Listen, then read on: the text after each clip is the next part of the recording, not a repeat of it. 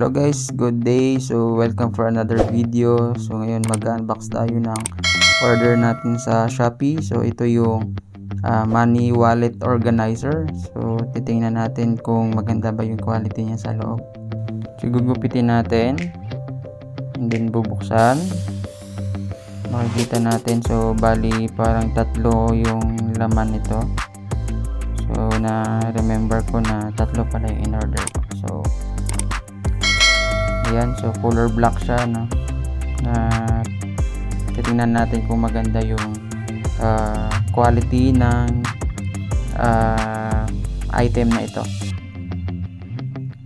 So yun, bubuksan lang natin. So tanggalin natin yung tape kasi naka-tape siya. So, if you like this video, so please like, comment, and subscribe to my channel. Tingnan natin kung ano lang. Yun. So, tingnan natin kung ilang slot yung meron dito sa yun. So, parang nasa 5 slot yung meron dito. So, maganda din to. Nang sa gayon ay ma-organize mo ng maayos yung kapirahan mo. At nang sa gayon ay alam mo kung saan napupunta yung mga perang pumapasok sa iyo. So mas better kung magkakaroon ka rin ng ganitong money wallet organizer.